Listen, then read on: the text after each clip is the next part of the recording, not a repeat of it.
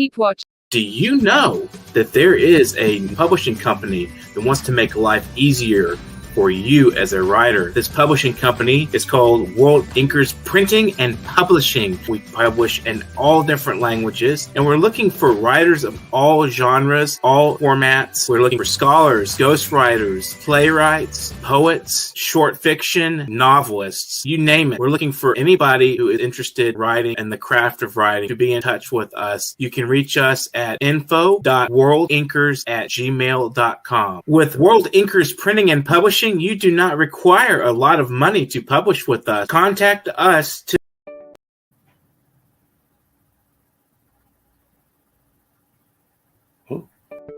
Are you curious about financial literacy? Then take a look at Professor Anthony Rivecchio's new program on Parrot TV. It's called Financial Focus University. This is an excellent program to learn about questions related to your own finances post-COVID, if how you can manage your money, how you can work with your tax situation. And this is an excellent and informative discussion of financial literacy.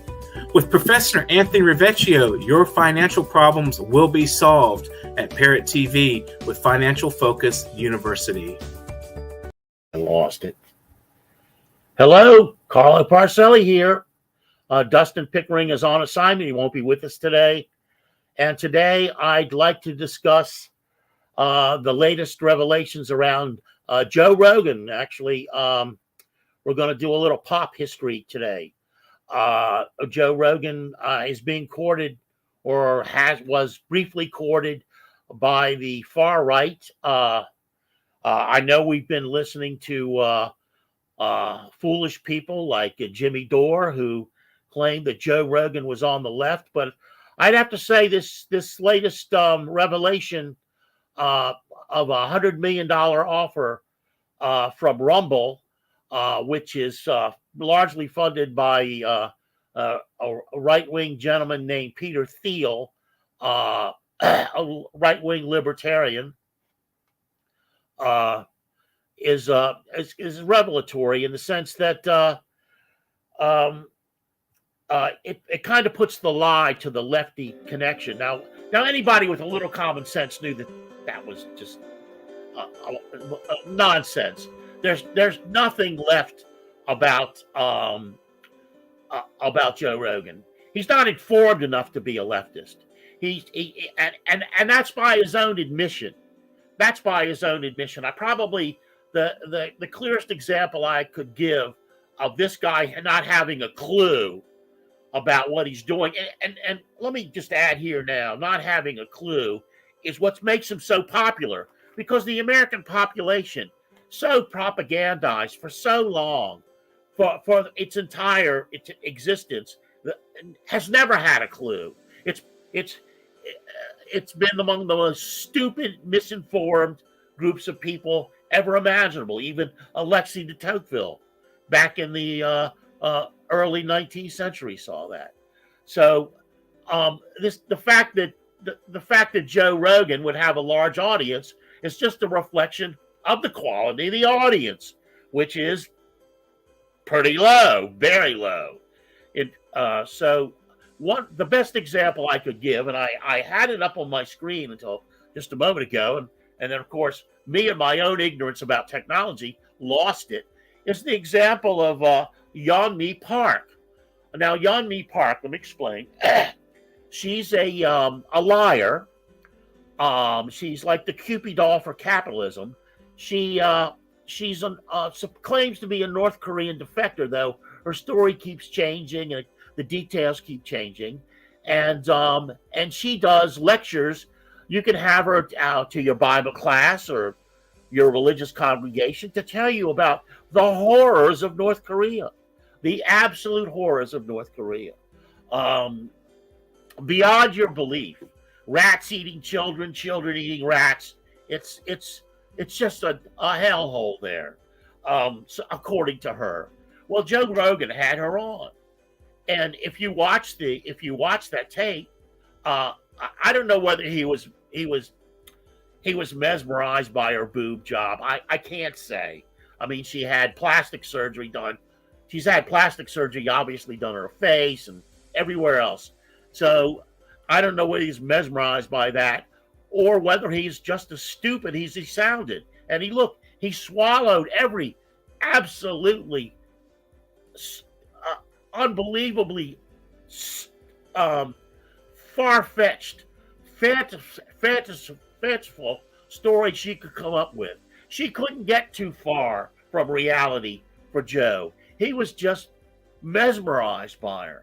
So that would be my main example. So that piqued my curiosity. So I began to look into it, especially with this new offer from Rumble for $100 million for Joe Rogan to leave Spotify and go over there. So as I started looking into it, I found out that Rumble is largely supported by a man named Peter Thiel, and that he also supports a supposed human rights group led by the Venezuelan. Now, you know how Venezuela is in Latin America. Well, this is led by this Venezuelan named Thor Halvorsen. He sounds more like a Viking than he does a Venezuelan. Of course, he's a member of the elite. He's anti-Maduro. He was anti-Chavez. He hates the old people, the people of color he lives among. He's a racist bigot of the first order, and he's of course working closely with Peter Thiel. Well, who is Halvorsen and Thiel by at least 2 degrees of separation or 1 degree of separation? Who's he working with? Who's Halvorsen worked with and close to? Yardney Park, who was on Rogan's show years ago, at least once, and so there is this connection this connection among the right wing that puts the lie to this notion that Jimmy Dore and others are propagating that Rogan is a lefty. Oh, for Christ's sake! You know, he may hold sort of liberal views on certain social issues, but the people that are following him are not left-leaning people. I have a little list here of this revolutionary group of people. Now, to be a revolutionary in their world is not to be constructive. It's not to have some constructive answer about how to build a better society. You just have to be anti, like the truckers in Canada, who are being organized by people outside the trucking industry. 90% of the Canadian drivers are vaccinated. The people blocking the roads are a tiny minority, and there are people making a lot of money off of this. So, and that brings us back to the Rumble offer. I don't want to sound naive about this. I realize that Rumble has an upcoming IPO, and they're going to offer their stock publicly. And this offer to Rogan boosted their stock by 35%. So now that when they do the IPO, the valuation is going to be higher. Now, I don't know how that's going to work the way these IPOs normally work, because certain elite people get to buy into the IPO long before the public does. But I'll guarantee you one thing, the public's going to pay a higher dollar value on it now that they make this offer to Rogan that he's already turned down. And now, I also would not put it by Rogan and Rumble to have done this prearranged to drive the stock price up. Okay, so we got that out of the way. I'm not that level of a naive fool. Okay, not that level. Okay, so let's talk about what constitutes a revolutionary in the Rogan Dore style. Well, first of all, you're an anti-vaxxer. That's what this is. That's what is at the core of this. That's what's driving this. It's a Steve Bannon driven faux revolutionary movement.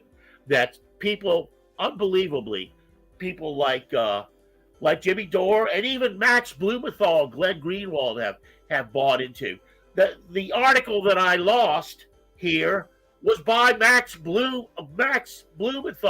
The article criticizing Yeonmi Park was by Max Blumenthal, and now Max, at least until recently, has been going on the Jimmy Dore show to talk about anti-vaxxing, and so when you get the revolutionary flavor of anti-anything, and you take in the aroma, so you focus on anti-vax. So you focus on anti-vax, and by doing that, they have to start this song and dance. Well, it wasn't about anti-vax. It was about mandates. And when that's shot down, because in the past, when people have been in pandemics, people have cooperated generally with the notion of getting a vaccine to stanch the epidemic. So once the notion of mandates falls apart, then it's alternative medications, and then it's this anecdote and that anecdote. And this country had virtually all of its population vaccinated, but they had another outbreak, and blah blah blah blah blah blah. Song and dance. When the core thing was the vaccination might be harmful to have. Jimmy Dore began his argument by saying, "Oh gosh, look at this! Only the wealthy people can afford the vaccine." Well, now it's free. Not really free. Taxpayers are paying for it, but it's nominal. It's nominal. So that excuse went out the window. So we had to come up with another excuse. Well, anyway, this is what it takes to be a Jimmy Dore, Max Blumenthal, Joe Rogan revolutionary. You have to appear to be in a group that's resisting mandates, and which ultimately spills over into an anti-vax stance, like the truckers, a huge minority in Canada right now. So they're not only anti-vax, but these lefties, these Joe Rogan lefties, they're anti civil voting rights for minorities. They're anti-LGBTQ. They're anti-socialized medicine. They're anti-critical race theory. They're anti-immigrants. They're anti-education. They're anti-intelligence. They're anti-science. They're anti-everything. That's your left-wing revolutionary, Joe Rogan style. So that really puts the line of what stupidity is going on in that circus. The whole notion that it really revolves around the figures that are being tossed around. $100 million. That's a lot of bread, baby. So what you have to take into mind is the notion that speech for money is not free. It's never free. Once you have money involved, and there's a book that really discusses this, not at length, but it discusses this. It has a lot of influence. It's called the Bible, and this money, any money involved in speech, means it's not free. I don't care what the founding fathers said; they were wrong. They were wrong from the jump when they made that an amendment, because they didn't think it through. Supposed to be profound Enlightenment thinkers, couldn't even think that one through. So this notion that you'd have to defend free speech is bogus, because money's in everything.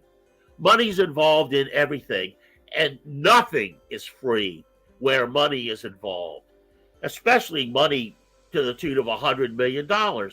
There's no free speech there. It's a fantasy.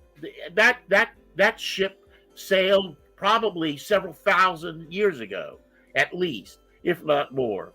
It's never existed. It's a joke.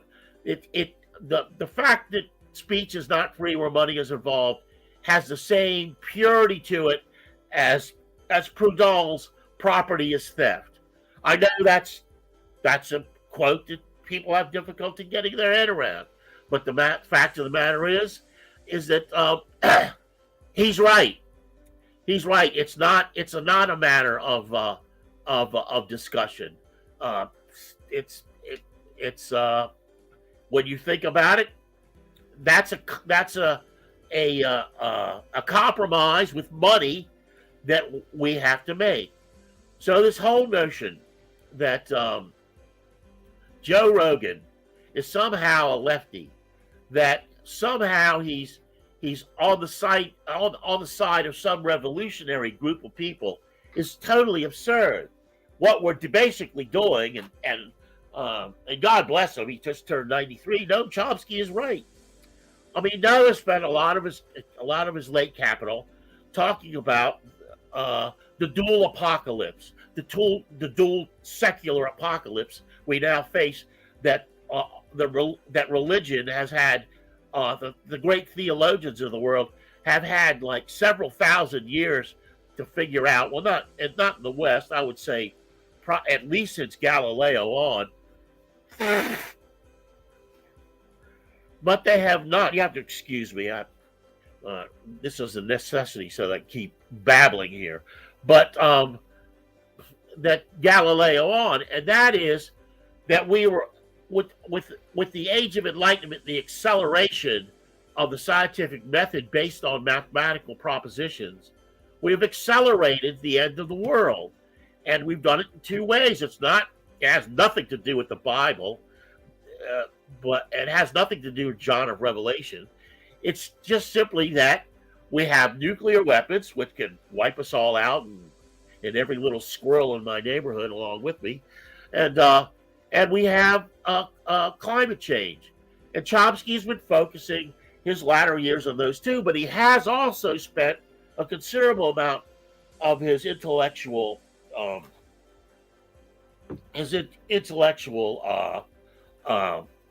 money or exchange on fascism and the rise of fascism. And this is where the Steve Bannons of the world come in. This is where the Thor Halvorsons of the world come in. This is where the Peter Thiels of the world come in. Now, Peter Thiel, his motivation is money. He doesn't want to be regulated in any way, shape, or form. This is his libertarian gospel, and it's a wide libertarian gospel. He's a great supporter of Rand Paul. He's given tons of money. He's never seen a far right U.S. politician he hasn't liked. He just lavishes money on him.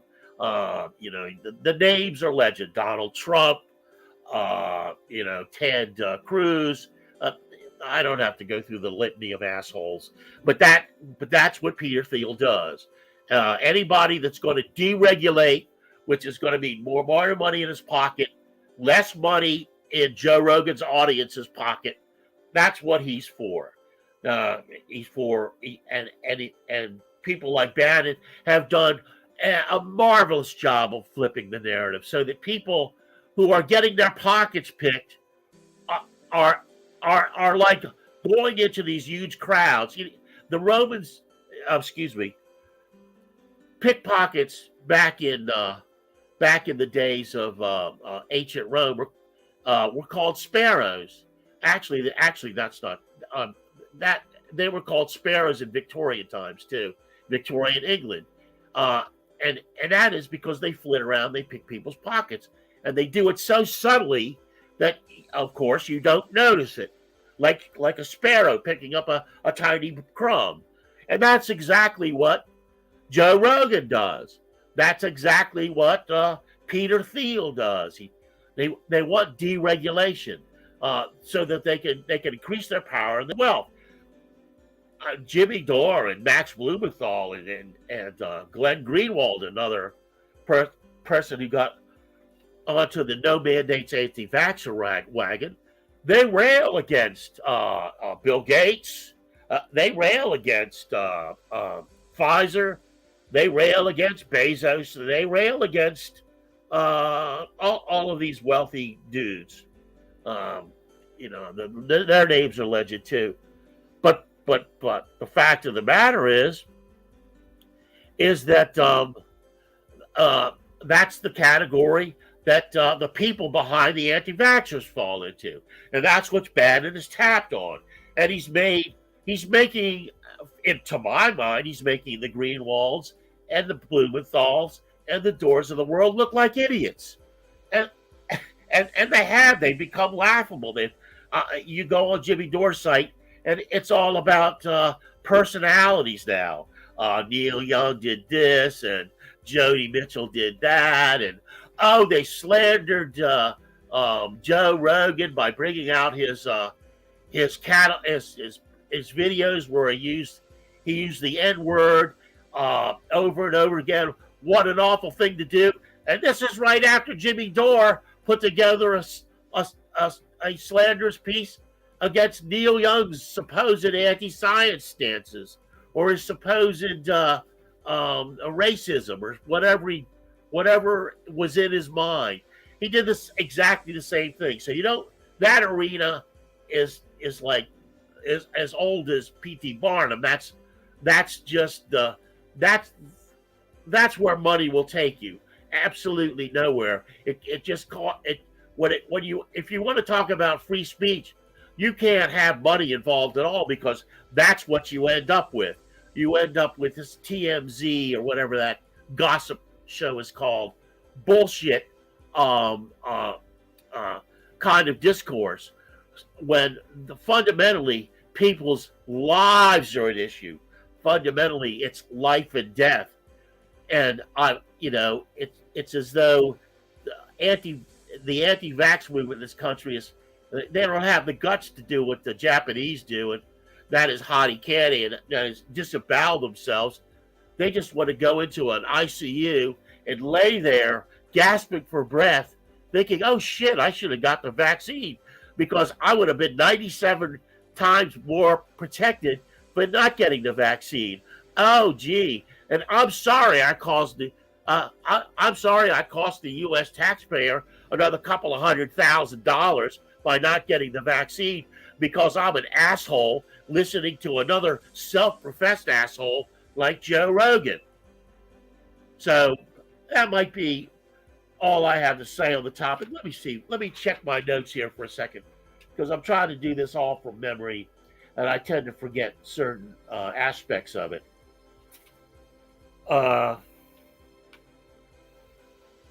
No, it seems like I've covered enough of it. The second subject I'd like to cover today, before I'll start it right now. We'll have a little break, I'm sure, soon. But the second subject I'd like to cover is an article I just happened upon this morning, long article in the Gray Zone, which is a Max Blumenthal affiliated. The Gray Zone project is affiliated with Max Blumenthal, whom I'm talking about as an anti-vaxxer, but it's a very fine deep journalist, Izzy Stone style set of articles, magazine that appears either in video or in YouTube and elsewhere, Rockfin, or in print. And so I saw an article on Sudan today, which very much intrigued me, because just 2 days ago, I did an interview with a TV program in Somaliland. It's on what's it on? It's on CBA. It's on the CBA TV English in Somaliland, and we were discussing Somaliland's independence. and the potential for it. So this morning, I came across this article in the gray zone, and it's about the history of Sudan and South Sudan, and how the recent civil war occurred, and the breaking off of South Sudan and its recognition as an independent country took place. And it begins. It's called How U.S. Meddling Split Sudan, Creating an Oil Republic, Drowning in Poverty and Conflict. And the subtitle is Following Decades of U.S. Soft Power Aid Interventions to Exploit South Sudan's Energy Reserves and Counter China's Influence, the Republic is trapped in a humanitarian crisis. Okay, and the humanitarian crisis, of course, over oil. But let's just read a little bit. Like most countries, the Republic of South Sudan is a complex nation of shifting alliances and external influences. Recently, President Salva Kiir, who sports a Stetson hat gifted him by George W. Bush, we could talk hours about the stupidity of that, signed a peace agreement with old enemies, the Sudan People's Liberation Army, in opposition, which was an opposition force in South Sudan. It was not an opposition force in Sudan proper. Okay. Around the same time, the so-called embassy troika, consisting of U.S., Britain, and Norway, facilitated International Monetary Fund programs for South Sudan. Okay, this is where we want to stop. We want to shift over to Somaliland. In my discussion on my show with Somaliland, with Azara Shehu Tijani, we discussed Somaliland's becoming its own country, and one of the things we didn't get around to, and I wish we had, was that this would open them up to. We did touch on it.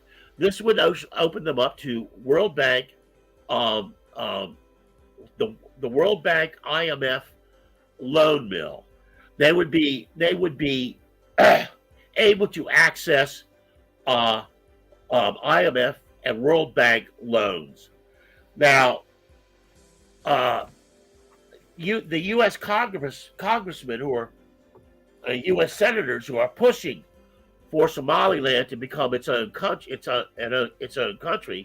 it's led by James Reese from Idaho, and he's a conservative Republican. He's more like an old school conservative Republican. They give his group and the Bashir Goth, the representative for Somaliland, they give speeches. They give speeches at places like Jackson Hole, which is the enclave of Dick Cheney. So it's that old school. We haven't killed enough little brown people yet. We haven't killed enough black people yet.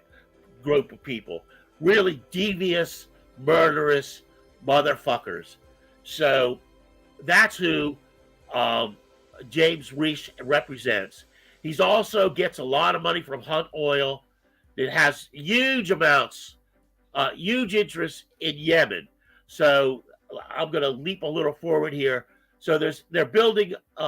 They built essentially through DP, which is a UAE company.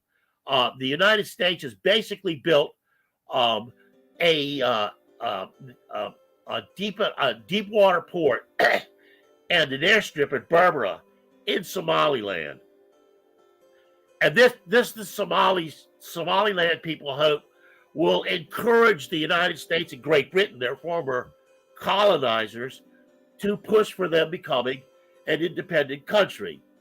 But they went about it ass backwards, because now that the airstrip and the Deepwater port is built, I guarantee you the U.S. and Britain are going to drag their feet, no matter how much lip service they pay to pushing for this. And the major reason is because that will just simply encourage other break off states to in not only in Africa but around the world to look for recognition as independent countries.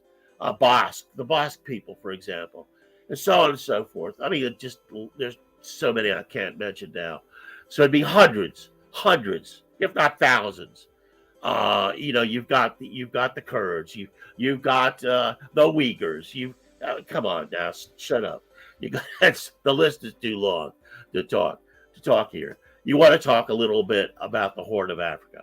Okay, so the deal is we're going to get IMF and World Bank money. Oh yeah. So James Risch and his cronies, they go publicly and they say, see, you won't have to rely on the Chinese because, and their Belt and Road Initiative, which is all over Africa and the rest of the world, they're building things everywhere because the Chinese put you into debt slavery. What? The definition of the World Bank IMF loan is debt slavery. Sometimes it's in advance. The IMF won't sign an agreement with you unless you agree to do away with things like socialized health care, socialized education, infrastructure in your country. They want to impose austerity, price controls, wage controls.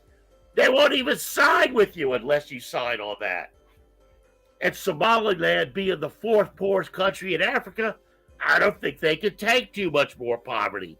So that means the IMF and the World Bank are not even going to consider loans. Or if they do, there'll be loans that they know the Somaliland people can't pay back, will not be able to pay back, and they will have to forfeit on them. And then the asset part of the agreement kicks in. IMF, World Bank, which are essentially euphemisms for the United States and Wall Street. Let's get this straight. The U.S. and Wall Street has the vast amount of money. International banks in Britain and Brussels, yes, and Germany, Munich, yes, but also mostly Wall Street investors, because it all goes back to Wall Street, is they will collect all that debt. Believe me, they will collect. Just today, as I was just to the left of the article I was reading about Sudan, I saw an article about Argentina. The people that are in the streets because the IMF wants to starve those people even more with the austerity to get back debt repayment for their investors in New York, on Wall Street.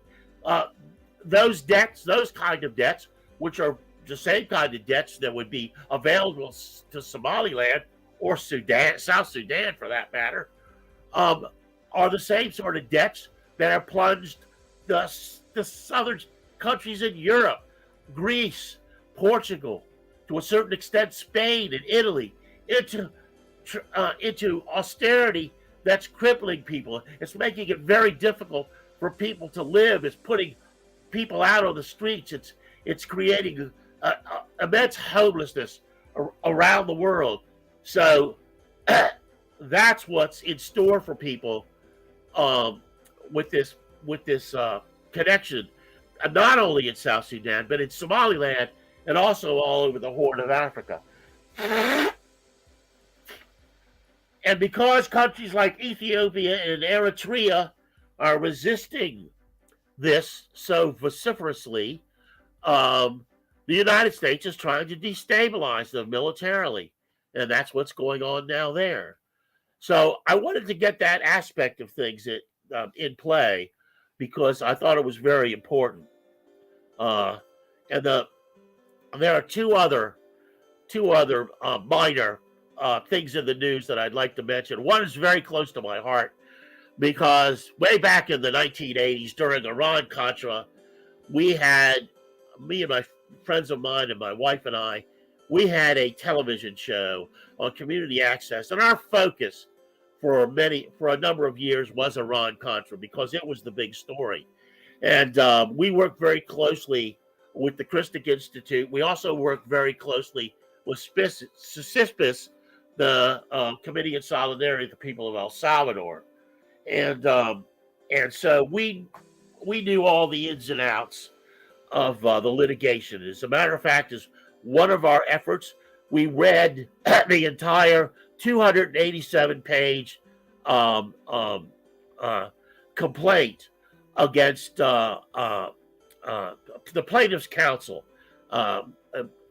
document talking about the illegalities around Iran-Contra and the drug smuggling and the arms smuggling and the illegal war against the Sandinistas and Nicaraguans and the destruction of anything good that the Sandinistas did, destroying schools, mining the harbor, destroying hospitals, killing people willy-nilly, assassinations. It was horrible what the CIA, well, and not initially the CIA, but this kind of secret government under Reagan, run by Oliver North, was doing. And one of the main figures, along with some of the dirtiest people on the planet at the time, your Ted Shackley's, your Thomas Klein's, and this is Joe Rogan now, but Ted Shackley's and your Thomas Klein's, and all these people involved in Iran-Contra. Probably one of the worst was General John Siglaub, and he just passed away. This is The Good Die Young. That's that old saw. Well, if there's any proof that Siglaub wasn't among the good, he died at age 100. 100. This career murderer, this guy who murdered people all the way from Korea to the Golden Triangle,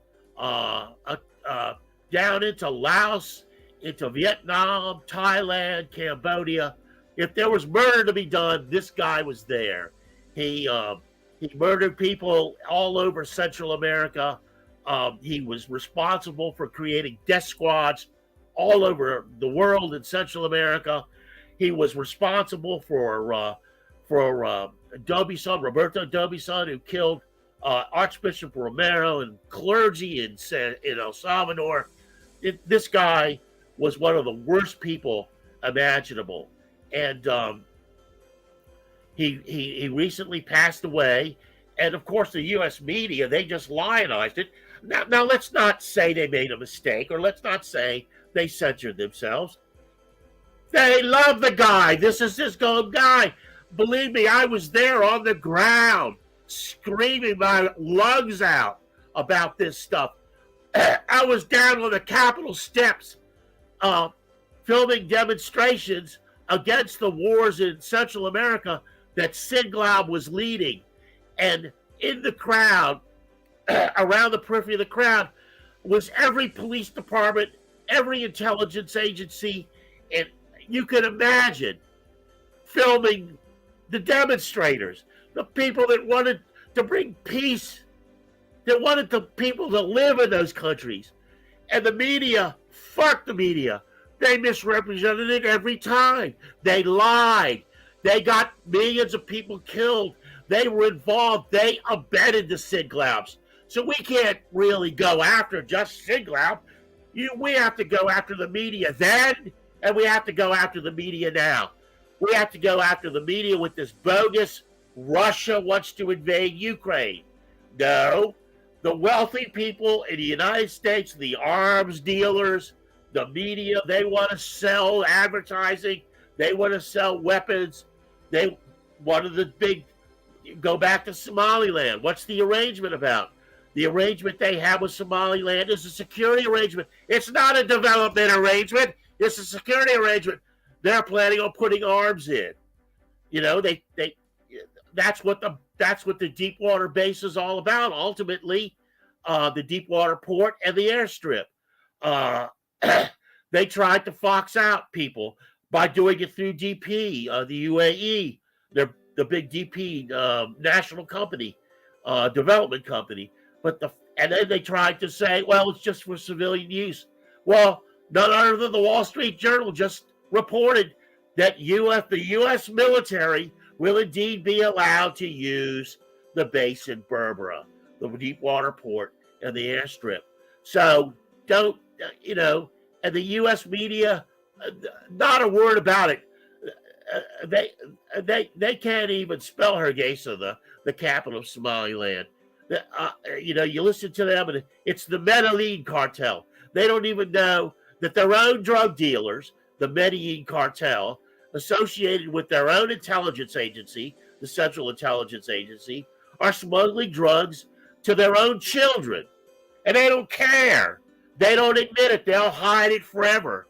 They'll put their kids into all kinds of programs to help them get off drugs and blah, blah, blah.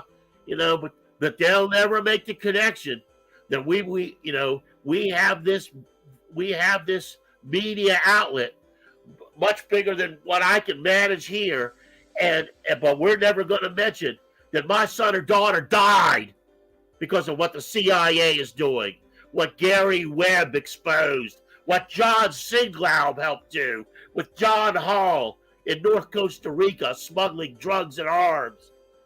They'll never mention that, even if their own children die from it. That's what kind of dogs we're dealing with here. You want to talk about freedom of speech, where money's involved, where those big salaries are involved? Fuck you. There is no free speech. Fuck you. And fuck Joe Rogan, and fuck Jimmy Dore, and actually all the good work he's done. Fuck Max Blumenthal, and fuck Joe Rogan. And fuck every ignorant fool out there that believes what these people say about COVID vaccine. Because I have to say, Glenn Greenwald, even though he's withholding a lot of Snowden's papers that would reveal a lot more of this duplicity, and even though Max Blumenthal has done a number of magnificent articles in the name of the gray zone, this backing of Joe Rogan is just beyond the pale. I can't imagine it. For me, it kind of broaches the realm of silliness, of kind of a dystopian disorientation of some sort. Like there's a brand of stinkweed or datura growing in Max Blumenthal's backyard, and he accidentally eats it in his evening salad or something because he picks dandelion greens, or I don't know what's going on. That's it. And my final story, and this is really a very trivial story, but I'm going to cover it anyway because it's sort of it's sort of in the mode of the Rogan thing. And that is the story of the journalist confronting the State Department spokesman. And these gentlemen, they really have to forgive me. I can't remember their names offhand. Let me see if I can find their names. Apparently not. And Ned Price is the State Department guy, and the other guy's last name is Lee, Matt Lee, I think. He is with AP, I believe, Associated Press. Okay, Matt Lee had the gumption to tell the Ned Price, the State Department spokesman, that his notion that the it's so ludicrous that the propaganda from all sides is just amazing, that the Russians were planning a false flag film that showed Ukrainians, the Ukrainian forces, probably the Azov battalion, which is the Nazis that Blinken and the Biden government seem to love. I think Victoria Nuland probably slept with some of the Nazis, but these Nazis had invaded, and the Russia would make this fake film about it. So that Ned Price, this State Department guy, the spokesman, he wanted the press to do what they usually do, and then rush out. Breaking news, CNN, blah, blah, blah. Idiots. And the Russians are are making a film, and Oliver Stone is going to direct. It's just people would believe that. That's how stupid we are in this country. And Oliver Stone is going to direct, and it's going to star Brad Pitt. And Quentin Tarantino wrote the screenplay. Breathless. Well, this guy Matt Lee said, "Look, you're not giving me any facts here. You're just, by fiat, willy-nilly telling me this happened. Give me a few details. Give me a few facts." Well, the State Department guy kept repeating himself. And then when, obviously, Lee wasn't going to let go, which, is... well, I'll get back to that in a second. The guy called Lee like basically a Russian propagandist. Well, yeah, it's okay to call me that. I'm called that every day. Every day, when I go on Breitbart, I get death threats, and I'm told I should leave the country. If I don't like it here, leave. And I just tell people, well, why don't you leave? Because it'd be a lot more intelligent, better country if you left. That'd be good. Step it up. A lot of you have to leave. And would only be like 8 of us left. That's okay. We'll grow our own food. Have a lot of property, a lot of ground. Okay, to get back to the Matt Lee, Ned Price debacle, the only reason it was reported, the only reason I'm reporting it, and the only reason Aaron Mate did such a brilliant job reporting it, once again, the Gray Zone, folks, go to the Gray Zone, please. Gray Zone Project, is because it's so unusual. Why would that be unusual? Why would the truth in a country of free speech, why would that be so unusual? And it's free to a certain extent, a large extent, on Matt Lee's part. Now, I'm assuming Matt Lee takes a paycheck, so there is, some adulteration there. But what he was saying was true. What Ned Price was saying was shit. If I want to hear shit, I'll watch Joe Rogan. So it's like, here you have somebody standing up. It's so unusual in this country. The country of free speech. Free speech. It's so unusual, it's controversial. Joe Rogan can't be that controversial in that way because there's $100 million involved. $100 million takes you so far away from anything free. Free speech, free lunch, free love, free will. You don't have anything free when you've got $100 million involved. Of course, that's lost on this dense, idiotic American public we're dealing with. And so I will say one thing about Bannon and Breitbart. Blinken, Biden, because it's Biden, because it's you, Blinken, you skinny little pasty white twit. People over on Breitbart, the blue-collar people, don't want to go. They don't want to go to any more foreign wars. They wanted Trump to be able to pull out of Afghanistan so they could go back, these people could go back home and start running their plumbing companies again, start doing their auto repair companies again, go back to work in the places they worked at again. They don't want to spend their lives fighting rich men's wars halfway across the world. And that is one message. That's not just Bannon. That's his buddy, who's, what's his name now? I can't remember. The guy that's backing the Rumble attempt. Is it Shield? Thiel, Shield. Well, I can't remember his name. The guy with the Viking name. The two people together who are libertarians, who they naturally do not want foreign wars. Now, in Harvest's sake, you'd have to say, wait a minute now. You're Venezuelan, yet you want the U.S. to invade Venezuela. Your credentials are getting a little crazy here, buddy. Money's like twisting up your thoughts. It's like Confucius says, "Have no twisty thoughts." So you got that to deal with, but that's a sidebar. The notion is the notion that people on the right, anti-vaxxers, let's call them anti-vaxxers, let's call them they are. They don't want to go. They don't want to go to Ukraine. They don't want to go to Poland.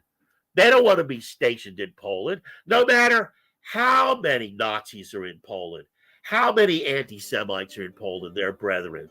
That's another feature I missed. The anti-vaxxers are anti-Semitic, and that's another warning that Chomsky is laying out. That there's this kind of international rise of fascism. It's virulent, and it's got a huge foothold in Ukraine because Zelensky, the president, knows if he gets out of line, the Azov battalion, which is now integrated into his military, is going to coup his ass, and he's going to coup his ass at the behest of the United States because the United States is behind the Nazis. They're arming the Nazis. They're supporting the Nazis. Poland, Hungary, all of these people have authoritarian governments, and all of them have a history of Nazism. And ironically, it's the United States who had some sort of a stake in defeating the Nazis in World War II. Not as much as the Soviets did, but some that is backing them. The United States backed the coup in Ukraine in 2014. So there's this Nazi backing. So that's the one element. Maybe Joe Rogan and Jimmy Dore ought to focus on that. I know Max Blumenthal's Gray Zone has done a number of articles relating this stuff. And Ben Norton, who's left the Gray Zone ostensibly because of Max Blumenthal's craziness around anti-vax people, and Aaron Monte have done wonderful work in this regard. So the thing we have to remember here, summing up with the Ned Price, Matt Lee kerfuffle, the little dust up they had, is that it's its rarity that makes it newsworthy. It's the fact that it only happens, once in a lifetime. No, not that infrequently. Mary McGrory, God bless her soul, she passed away. She occasionally would ask what was considered a controversial question. But the fact of the matter is, deep down, they weren't controversial enough. During Iran-Contra, my friend and I, we faked. We had a TV show, and we faked journalist badges to get into the National Press Club. So we had these things that, how NPR, we had PNR. So if you just looked at it quickly, it looked like we were with NPR, and they didn't check things carefully then. It's pre-911. So we would go in, and if they had some guy that was blowing the whistle on Iran-Contra, some guy that was, like Hassenfuss, that was a kicker for the illegal smuggling, drugs and arms smuggling, or these other guys. It's hard to remember their names. The journalists would all ask them these critical questions to try to shoot them down, to make sure to protect the CIA's drug smuggling. But we would stand up and we would ask them questions that they could answer, that the journalists, of course, who didn't do their homework, just read the CIA feed, didn't know anything about. So they would be flabbergasted. Or we would challenge the journalist question and say, no, you're wrong about that, because here, and here, in the Kerry subcommittee report, which was 6 volumes long, so I'm sure those assholes at the New York Times and the Washington Post didn't read it. We would say, look, it says right here, John Hall, blah, blah, blah, arms and drugs, blah, blah, blah. It's right here in black and white. Ramon Mion Rodriguez was laundering millions of dollars. into Mexican banks for the people's the U.S. supporting the Contras and the CIA. So it wasn't even happening then with the mainstream media. They were and still are, because the CIA is still smuggling drugs.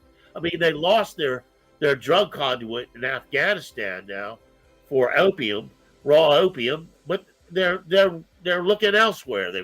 They've come up with several other sources. So it's the rarity of it. It's the fact that what Matt Lee did so rarely happens.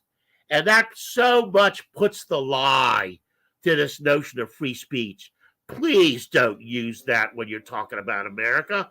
It has nothing to do with free speech. The founding fathers of this country founded this country and wrote those documents to manage their elite positions.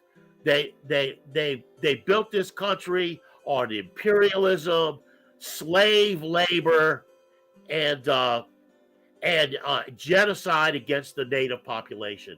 Those are the only three things. If those made up the Constitution, then the Constitution might have a shred of truth, a shred of free speech.